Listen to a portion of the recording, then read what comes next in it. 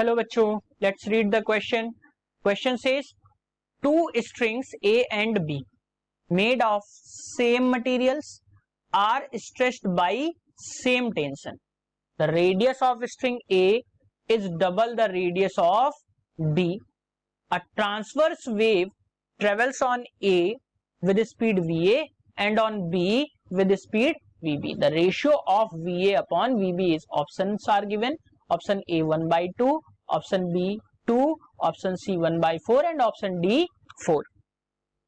Question में अगर हम देखें तो एक चीज जो है वहां पे केवल जो चीजें गिवन है वो केवल यही गिवन है कि जो रेडियस है स्ट्रिंग A की double the radius of B, यानी कि अगर हम RA की बात करें तो वो है 2RB के बराबर.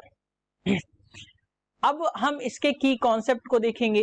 की कॉन्सेप्ट जो है वो उसमें ये है कि जो वेलोसिटी होती है किसी भी स्ट्रिंग में, स्ट्रेच्ड स्ट्रिंग में, velocity in a stretched string वो होती है v equals to √T upon mu. जहां पे T जो है वो टेंशन है और म्यू जो है वो लीनियर मास डेंसिटी है. Linear mass density.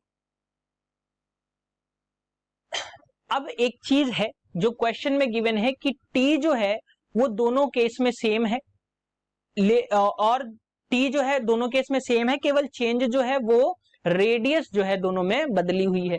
तो अगर हम रेडियस के केस में इन दोनों चीजों को देखें तो हमें टेंशन को चेंज करने की जरूरत नहीं. जो चेंज होगा वो म्यू चेंज होगा और किस तरीके से चेंज होगा वो हम देख लेते हैं.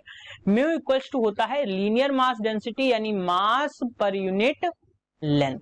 अब यहां पे भी रेडियस हमें देखने को नहीं मिली तो हम इसको फर्दर चेंज करेंगे. एक चीज आपको पता है, जो डेंसिटी होती है वो होती है मास पर यूनिट एरिया. अब इन दोनों स्ट्रेच्ड स्ट्रिंग में डेंसिटी भी समान है तो हम यहां से कह सकते हैं मास जो होगा वो हो जाएगा रो इंटू ए.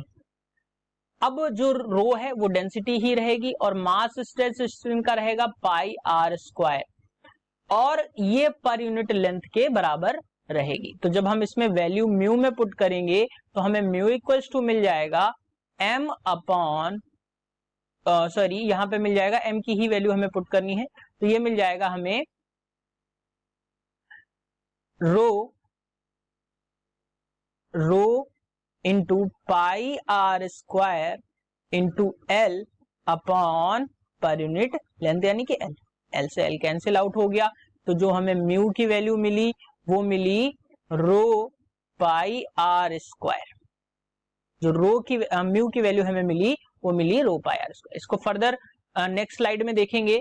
तो अगर अब हम VA की बात करें या वेलोसिटी की ही बात करें तो वेलोसिटी को हम देख लेते हैं. तो वेलोसिटी जो हमें मिलेगी वो मिलेगी √T upon rho pi are square. Further इसको अगर हम देखें तो आर स्क्वायर को हम बाहर निकाल सकते हैं तो आ जाएगा 1/r. अंदर रह गया T अपॉन रो पाई. अब ये पूरी वैल्यूज क्योंकि दोनों में अगर हम देखें तो हमें कांस्टेंट रहेंगी तो हम ये डायरेक्टली कह सकते हैं V is inversely proportional to 1/r. ये हमें जो है एक रिलेशन मिला और ये कब मिला? जब दोनों में टेंशन और दोनों की डेंसिटी जो है समान है. पाई पहले से ही कांस्टेंट है तो हमें V डायरेक्टली प्रोपोर्शनल टू मिल गया 1/r.